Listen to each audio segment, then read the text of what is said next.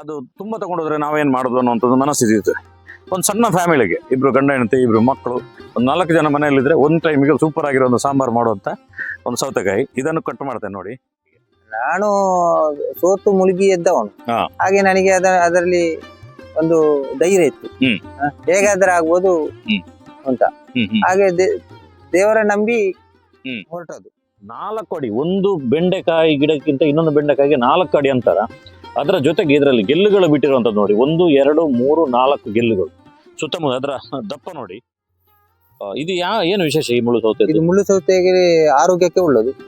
BP ಶುಗರಿಗೆಲ್ಲ ಬಾರಿ ಒಳ್ಳೇದು. ತಂಪು. ಅಂದ್ರೆ ಅದು ನಾವು ಊರಿದ್ದು ಕರ್ಕೂರ್ಕು ಅಂತ ಹೇಳಿ ಜನರು ತಿನ್ಲಿಕ್ಕೆ ಯೂಸ್ ಮಾಡ್ತಾರಲ್ಲ. ಕೆಸ, ಸೇವು, ದಕ್ಷಿಣ ಕನ್ನಡ ಜಿಲ್ಲೆಯಲ್ಲಿ ಸೇವು ಅಂತ ಹೇಳ್ತೇವೆ ನಾವು, ಕೆಸ ಅಂತ ಹೇಳುವಂಥದ್ದು. ಅದರದ್ದು ಇವರು ಸ್ಪ್ರೇ ಮಾಡ್ತಾರೆ. ಅದ್ರ ಜೊತೆಗೆ ಈ ಬೆಂಡೆಯ ವಿಶೇಷತೆ ಹೇಳಿದ್ರೆ ಇದಕ್ಕೆ ಅಷ್ಟಭುಜ ಅಂತ ಹೇಳುದು.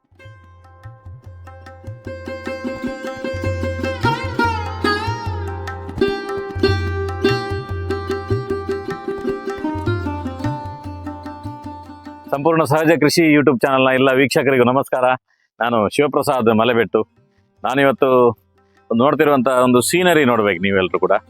ಆಗ ನಿಮಗೆ ಆಶ್ಚರ್ಯ ಆಗುವಂಥ ಒಂದು ಕೃಷಿ ಕ್ಷೇತ್ರದಲ್ಲಿ ನಾನಿದ್ದೇನೆ ನೋಡಿ. ಇಲ್ಲಿಂದ ಈ ಕಡೆ ತಿರುಗಿಸ್ತಾ ಬನ್ನಿ. ಇಲ್ಲಿ ಪೂರ್ತಿ ನೋಡಿ, ಇಲ್ಲಿ ಓಡಾಡಲಿಕ್ಕೆ ಕಷ್ಟ ಅನ್ನುವಂಥ ಒಂದು ಜಾಗ ಇದೆ. ಯಾಕಂದರೆ ಅಷ್ಟು ಸುಲಭ ಅಲ್ಲ ಈ ಜಾಗದಲ್ಲಿ ಕೃಷಿ ಮಾಡಲಿಕ್ಕೆ. ಎತ್ತರವಾಗಿರುವಂಥ ರಬ್ಬರ್ ತೋಟ ಇದ್ದದ್ದ ಒಂದು ಗುಡ್ಡ. ಈ ಗುಡ್ಡದಲ್ಲಿ ಈ ರೀತಿ ಕೃಷಿ ಮಾಡಿದ್ದಾರೆ ಅಂತ ಹೇಳಿದಾಗ ನೀವು ಅಂದ್ಕೊಳ್ತೀರಿ ಇದು ನಮ್ಮ ಕರಾವಳಿಯಲ್ಲ ಅಂತ ನೀವು ಯೋಚನೆ ಮಾಡ್ಬೋದು.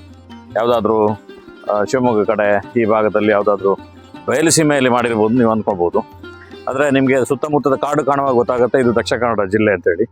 ಹೌದು, ನಾನು ದಕ್ಷಿಣ ಕನ್ನಡ ಜಿಲ್ಲೆಯ ಸುಳ್ಯ ತಾಲೂಕಿನ ಚೊಕ್ಕಾಡಿಯಲ್ಲಿದ್ದೇನೆ. ಚಂದ್ರಶೇಖರ್ ಗೌಡ್ರು ಅಂತ ಹೇಳಿ. ಇದಕ್ಕಿಂತ ಮೊದಲು ಒಂದು ಸೂಪರ್ ಆಗಿರುವಂಥ ಅಡಿಕೆ ತೋಟ ಮತ್ತು ಅದರ ಜೊತೆಗೆ ಹೈನುಗಾರಿಕೆಯನ್ನು ಹೇಗೆ ಮಾಡೋದು ಅನ್ನೋಂಥ ಬಗ್ಗೆ 2 ವಿಡಿಯೋನ ಅವ್ರ ಬಗ್ಗೆ ಹಾಕಿದ್ದೆ. ಅದಾದ್ಮೇಲೆ ಅವರು ಪೂರ್ತಿ ಅಂದರೆ ಎರೆಚುಕ್ಕಿ ಬೇರೆ ಬೇರೆ ಸವಾಲುಗಳ ಮಧ್ಯದಲ್ಲಿ ಒಂದು ಅದ್ಭುತವಾಗಿರುವಂಥ ಒಂದು ಬೆಂಡೆಕಾಯಿಯ ಕೃಷಿಯನ್ನು ಮಾಡಿದ್ದಾರೆ. ಇಲ್ಲಿ ನೀವು ಕಾಣಬಹುದು ಸುಮಾರು 2,000 ಗಿಡಗಳು. ನನಗೆ ಗೊತ್ತಿದ್ದಾಗೆ ಈ ಸಂದರ್ಭದಲ್ಲಿ ದಕ್ಷಿಣ ಕನ್ನಡ ಜಿಲ್ಲೆಯಲ್ಲಿ ಮತ್ತು ಉಡುಪಿ ಜಿಲ್ಲೆಯಲ್ಲಿ ಸಾಧಾರಣ ನಾನು ಓಡಾಡ್ತೇನೆ. ಈ ರೀತಿಯ ಬೆಂಡೆಯ ತೋಟವನ್ನು ನಾನು ನೋಡಿಲ್ಲ. ನೀವು ಎಲ್ಲಾದ್ರೂ ನೋಡಿದರೆ ನೀವು ಕಮೆಂಟ್ ಮಾಡಿ. ಅಂದರೆ ಇಷ್ಟು ಕ್ವಾಂಟಿಟಿಯಲ್ಲಿ ಮತ್ತು ಇಷ್ಟು ಕ್ವಾಲಿಟಿಯಲ್ಲಿ. ಯಾಕೆ ಕ್ವಾಲಿಟಿ ಅಂತ ಹೇಳ್ತಿದೆ ಅಂತ ಹೇಳಿದ್ರೆ ನೋಡಿ, ಯಾವಾಗಲೂ ನಾವು ಏನು ಹೇಳ್ತೇವೆ, ಹೆಚ್ಚು ಬೆಂಡೆ ಆಗಬೇಕು ಅಂದರೆ ಹತ್ರ ಗಿಡಗಳನ್ನು ಹಾಕ್ತೇವೆ. ಆದರೆ ಇವರು ಸುಮಾರು 4 ಅಡಿ, ಒಂದು ಬೆಂಡೆಕಾಯಿ ಗಿಡಕ್ಕಿಂತ ಇನ್ನೊಂದು ಬೆಂಡೆಕಾಯಿಗೆ 4 ಅಡಿ ಅಂತರ. ಅದರ ಜೊತೆಗೆ ಇದರಲ್ಲಿ ಗೆಲ್ಲುಗಳು ಬಿಟ್ಟಿರುವಂಥದ್ದು ನೋಡಿ, 1 2 3 4 ಗೆಲ್ಲುಗಳು ಸುತ್ತಮುತ್ತ. ಅದರ ದಪ್ಪ ನೋಡಿ.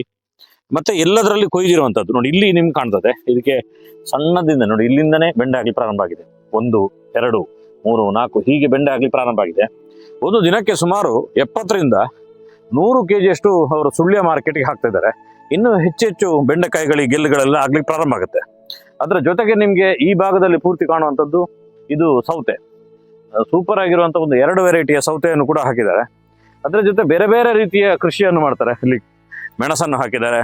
ಇದೊಂದು ದೊಡ್ಡ ಪರಿಶ್ರಮ ಅಂತ ಹೇಳ್ಬೋದು. ಅದಕ್ಕೆ ಬೇರೆ ಬೇರೆ ರೀತಿಯ ರೈತ ಪ್ರಶಸ್ತಿಗಳು ಕೂಡ ಅವರಿಗೆ ಸಿಕ್ಕಿದೆ. ಧರ್ಮಸ್ಥಳ ಗ್ರಾಮಾಭಿವೃದ್ಧಿ ಯೋಜನೆಯ ಇವರು ಸಕ್ರಿಯ ಸದಸ್ಯರು. ಇವರಿಗೆ ಇದು ಗ್ರಾಮಾಭಿವೃದ್ಧಿ ಯೋಜನೆ ತುಂಬ ಸಹಕಾರ ಇರ್ತದೆ. ಅದರ ಜೊತೆಗೆ ಇಲ್ಲಿಗೆ ಇವರ ತೋಟವನ್ನು ನೋಡ್ಲಿಕ್ಕೆ ತುಂಬ ಜನರು ವಿಸಿಟ್ ಮಾಡ್ತಾರೆ. ದಕ್ಷಿಣ ಕನ್ನಡದಲ್ಲೂ ಈ ರೀತಿ ಮಾಡ್ಬೋದಾ ಅನ್ನುವಂಥ ಒಂದು ಪ್ರಶ್ನೆಗೆ ಉತ್ತರವಾಗಿ ಚಂದ್ರಶೇಖರ್ ಗೌಡ್ರು ಇದ್ದಾರೆ ನೋಡಿ. ನಾನಿವತ್ತು ತೋರಿಸ್ತಿರುವಂಥದ್ದು ಅವರು ಬೆಳೆದಿರುವಂಥ ಒಂದು ಸೌತೆಯ ವೆರೈಟಿಗಳು ನೋಡಿ. ಒಂದು ಮಂಗಳೂರು ಸೌತೆ ಅಂತೇಳಿ, ಮಂಗಳೂರಿನ ವೆರೈಟಿಯ ಸೌತೆ ನೋಡಿ. ಇದರಲ್ಲಿ ನೀವು ಕಾಣಬಹುದು. ಅಂದರೆ ಇದರಲ್ಲಿ ಯಾವುದನ್ನು ನಾವು ಬೊಂಡು ಅಂತ ಹೇಳ್ತೇವೆ. ಬೊಂಡು ಅಂತ ಹೇಳಿದ್ರೆ ಏನು ಹೇಳೋದು ಕನ್ನಡದಲ್ಲಿ? ಈ ಸೌತೆ ನಿಮ್ಗೆ ಕಟ್ ಮಾಡಿ ತೋರಿಸಿದೆ. ಇದರಲ್ಲಿ ಬೊಂಡು ಅಂತ ನಾವು ಹೇಳ್ತೇವೆ ಇದಕ್ಕೆ. ನಿಮ್ಮಲ್ಲಿ ಯಾವ ಭಾಷೆಯಲ್ಲಿ, ಕನ್ನಡದಲ್ಲಿ ಏನು ಹೇಳ್ತೀರಿ ಅಂತ ನೀವು ಹೇಳಿ ನೋಡಿ. ಇದು ತುಂಬ ಕಡಿಮೆ ಇರುವಂಥದ್ದು, ದಪ್ಪ ಆಗಿರುವಂತಹ, ಕಹಿ ಇಲ್ಲದಿರುವಂಥ ಒಂದು ಸೌತೆ. ಇದನ್ನು ಕೂಡ ಅವರು ಸುಳ್ಯ ಮಾರ್ಕೆಟ್ಗೆ ಹಾಕ್ತಾರೆ. ಅದರ ಜೊತೆಗೆ ಇನ್ನೊಂದು ವೆರೈಟಿಯ ಸೌತೆ ನೋಡಿ. ಇದು ಎಷ್ಟು ಚೆನ್ನಾಗಿದೆ ನೋಡಿ. ಇವತ್ತು ಪೇಟೆಯಿಂದ ತರಕಾರಿ ತಗೊಂಡು ಹೋಗ್ಲಿಕ್ಕೆ ಜನರಿಗೆ ತುಂಬ ಸಮಸ್ಯೆ ಏನು ಅಂತ ಹೇಳಿದ್ರೆ, ಅದನ್ನು ತಗೊಂಡೋದ್ರೆ ಏನು ಮಾಡೋದು, ತುಂಬ ದೊಡ್ಡದು ಕುಂಬಳಕಾಯಿ, ಸೋರೆಕಾಯಿ ಇಂಥದ್ದೆಲ್ಲ ಸಿಗುತ್ತೆ. ಇದು ತುಂಬ ಸಣ್ಣದು. ಇದು ಏನು ಉಪಯೋಗ ಅಂತ ಹೇಳಿದ್ರೆ, ತುಂಬ ಜನರಿಗೆ ಪೇಟೆಗೆ ಬಂದರೆ ತರಕಾರಿ ತಗೊಂಡು ಹೋಗುವಾಗ ಅದು ತುಂಬ ತಗೊಂಡೋದ್ರೆ ನಾವೇನು ಮಾಡೋದು ಅನ್ನೋಂಥದ್ದು ಮನಸ್ಥಿತಿ ಇರ್ತದೆ. ಒಂದು ಸಣ್ಣ ಫ್ಯಾಮಿಲಿಗೆ ಇಬ್ರು ಗಂಡ ಹೆಂಡತಿ, ಇಬ್ರು ಮಕ್ಕಳು, ಒಂದು 4 ಜನ ಮನೆಯಲ್ಲಿದ್ದರೆ ಒಂದು ಟೈಮಿಗೆ ಸೂಪರ್ ಆಗಿರೋ ಒಂದು ಸಾಂಬಾರು ಮಾಡುವಂಥ ಒಂದು ಸೌತೆಕಾಯಿ. ಇದನ್ನು ಕಟ್ ಮಾಡ್ತೇನೆ ನೋಡಿ.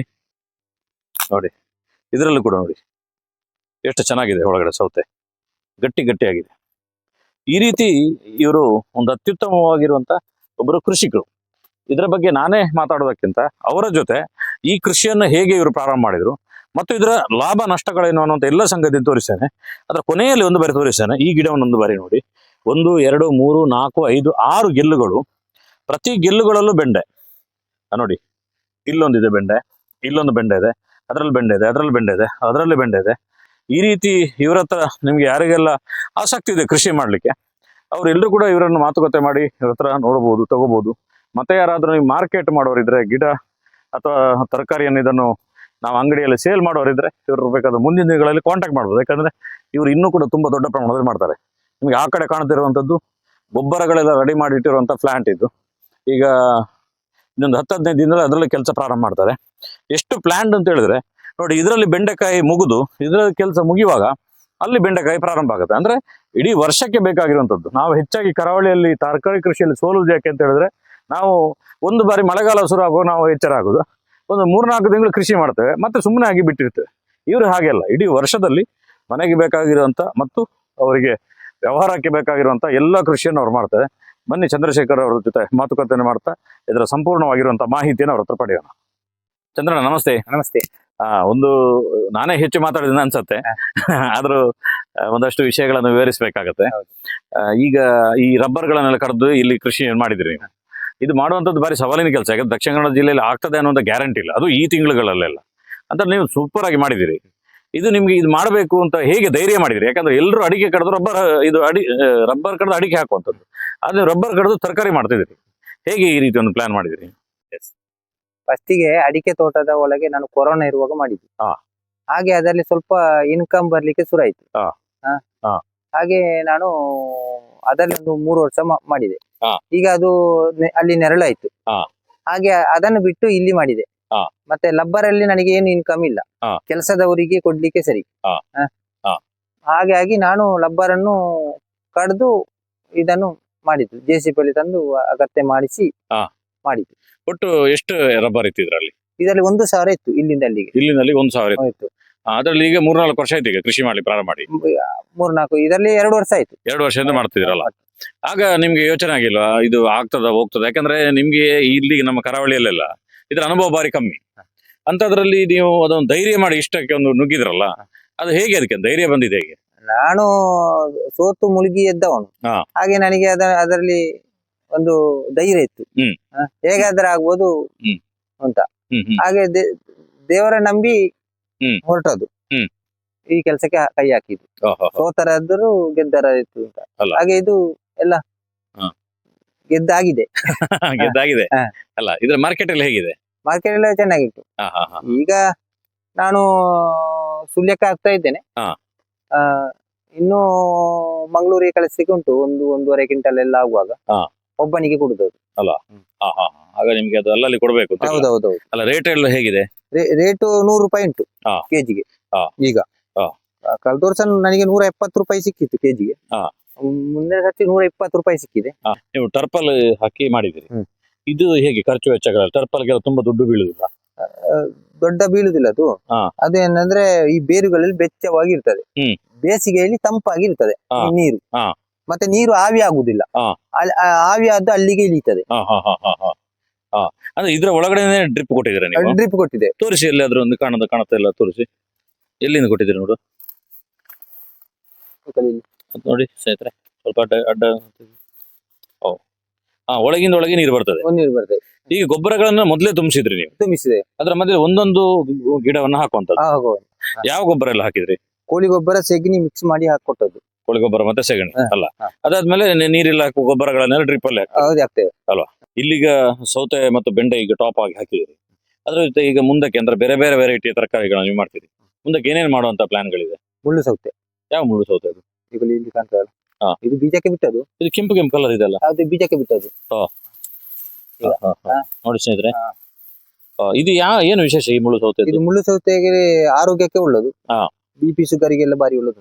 ಅಂದ್ರೆ ಅದು ನಾವು ಊರಿದ್ದು ಕರ್ಕೂರ್ಕು ಅಂತ ಹೇಳಿ ಜನರು ತಿನ್ಲಿಕ್ಕೆ ಯೂಸ್ ಮಾಡ್ತಾರಲ್ಲ, ಸಲಾಡ್ಸ್ಗೆಲ್ಲ. ಮಂಗಳೂರಲ್ಲಿ ಬಾರಿ ಬೇಡಿಕೆ ಉಂಟು, ಬಾರಿ ರೇಟ್. ಇಲ್ಲಿ ಊರಲ್ಲಿ ಉಂಟು ಬೇಡಿಕೆ ಅಲ್ಲ? ಈ ಕೃಷ್ಣಾಷ್ಟಮಿ ಟೈಮ್ ಅಲ್ಲೆಲ್ಲ ಬಾರಿ ಇದಕ್ಕೆ ಅಲ್ವಾ? ಇದನ್ನು ಈ ಬಾರಿ ಎಷ್ಟು ಹಾಕ್ಬೇಕು ಅಂತ ನಿಮ್ದು ಪ್ಲಾನ್ ಇದೆ? ಇವತ್ತು 1,000 ಗಿಡ ಹಾಕ್ಬೇಕು ಅಂತ ಉಂಟು ಅಲ್ಲ? ಏಪ್ರಿಲ್. ನೀವು ಗಿಡಗಳನ್ನೆಲ್ಲ ಮಾಡುವಂತ ಪ್ಲಾನ್ ಹೇಗೆ? ಅದು ಬೀಜ ಹಾಕಿ ಇದರಲ್ಲಿ ಮಾಡುದು, ಟ್ರೇಯಲ್ಲಿ. ಟ್ರೇಯಲ್ಲಿ ಗಿಡ ಹಾಕಿ ಮಾಡುವಂಥದ್ದು. ಮಾಡುದು, ಗೊಬ್ಬರವನ್ನು ಮೊದಲೇ ತುಂಬಿಸ್ತೀರಿ. ತುಂಬಿಸ್ತೇವೆ. ಇಷ್ಟೆಲ್ಲ ಕೃಷಿ ಮಾಡ್ಬೇಕು ಅಂತ ಹೇಳಿದ್ರೆ ಕೆಲಸದವರು ಇದ್ದೇ ಇರ್ಬೇಕಾಗತ್ತೆ. ಇದಕ್ಕೆ ಎಷ್ಟು ಜನ ಕೆಲಸದವರು ಇದ್ದಾರೆ, ಹೇಗೆ ಅದನ್ನು ನೀವು ರೊಟೀನ್ ಅಲ್ಲಿ ಮಾಡ್ತೀರಿ? ಒಂದು 8 ಜನ ಕೆಲಸದವರು ಇದ್ದಾರೆ ಹಾ. ಮಾಮೂಲು. ಪ್ರತಿನಿತ್ಯ? ಬಾಕಿದ ಕೆಲಸಕ್ಕೆ ಬೇರೆನೇ ಜನ ಇದ್ದಾರೆ. ಹಾ. 8 ಜನ ಈ ಕೆಲಸಕ್ಕೆ ಇದ್ದಾರೆ. ಅದರ ಜೊತೆಗೆ ಇದಕ್ಕೆ ರೋಗ ಎಲ್ಲ ಬರ್ತಾ ಇರ್ತದೆ. ಬೆಂಡೆಕಾಯಿಗೆ ರೋಗ ಅಂತ ಹೇಳಿದ್ರೆ ಅದು ಸಾಮಾನ್ಯ. ಅದಕ್ಕೆ ಏನೇನು ನಿಮ್ಗೆ ಮೆಥಡ್ಗಳನ್ನು ಯೂಸ್ ಮಾಡಿದ್ರಿ? ಹಳದಿ ರೋಗ ಹ್ಮ್. ಇದಕ್ಕೆ ಜಾಸ್ತಿ ಬರುವುದು. ಹ್ಮ್. ಹಳದಿ ರೋಗ ಬಂದ್ರೆ ಬೆಂಡೆಕಾಯಿ ಎಲ್ಲ ಹೋಗುದು. ಅದನ್ನ ಕುರಿಪಿ ತೆಗಿಬೇಕಷ್ಟೇ, ಅಲ್ಲ? ಕಿತ್ತು ತೆಗಿಬೇಕು. ಕರೆಕ್ಟ್.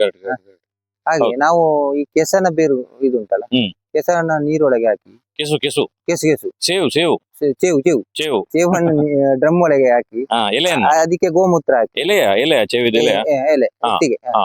ಹಾಕಿ 7 ದಿವಸ ಇಡುದು. ಹಾ. ಅದಾದ ಮೇಲೆ ಇದರಲ್ಲಿ ಪಂಪಲ್ಲಿ ಸ್ಪ್ರೇ ಮಾಡುದು. ಅದು ನಿಮಗೆ ಕಂಟ್ರೋಲ್ ಮಾಡ್ತದಲ್ಲ? ಕಂಟ್ರೋಲ್ ಮಾಡ್ತೀವಿ. ಕೆಸ ಸೇವು, ದಕ್ಷಿಣ ಕನ್ನಡ ಜಿಲ್ಲೆಯಲ್ಲಿ ಸೇವು ಅಂತ ಹೇಳ್ತೇವೆ ನಾವು, ಕೆಸ ಅಂತ ಹೇಳುವಂಥದ್ದು. ಅದರದ್ದು ಇವರು ಸ್ಪ್ರೇ ಮಾಡ್ತಾರೆ. ಅದ್ರ ಜೊತೆಗೆ ಈ ಬೆಂಡೆಯ ವಿಶೇಷತೆ ಹೇಳಿದ್ರೆ ಇದಕ್ಕೆ ಅಷ್ಟಭುಜ ಅಂತ ಹೇಳುದು. ನಮ್ಮ ಮಂಗಳೂರದ್ದು ಕರಾವಳಿದು ಬಾರಿ ಸ್ಪೆಷಲ್ ಬೆಂಡೆ ಇದು. ಯಾಕೆಂದ್ರೆ ನಿಮ್ಮ ಕಡೆಯಲ್ಲಿ ಯಾವ ಬೆಂಡೆಗಳಿರ್ತದೆ ಅದಕ್ಕೆ ಅಷ್ಟು ಭುಜಗಳಿದೆ ನೋಡಿ. 1 3 4 ಈ ಕಡೆಯಿಂದ ಈ ಕಡೆ 4 ಇರುತ್ತೆ. ನೀವು ಬೇರೆ ಬೇರೆ ವೆರೈಟಿಗಳ ಬೆಂಡೆಗಳನ್ನು ನೋಡಿರ್ಬೋದು. ಇದು ಅಷ್ಟಭುಜ ಬೆಂಡೆಯ ಸಿಸ್ಟಮ್ ಇರುವಂತದ್ದು. ಇದರ ಬೀಜಗಳು ಬೇಕಾದ್ರೂ ನಮ್ಮನ್ನು ಕಾಂಟ್ಯಾಕ್ಟ್ ಬೇಕಾದ್ರೆ ಮಾಡ್ಬೋದು. ಸ್ನೇಹಿತರೆ, ಕೃಷಿ ಅಂತ ಹೇಳಿದ್ರೆ ಅಷ್ಟು ಸುಲಭದ ಕೆಲಸ ಅಲ್ಲ.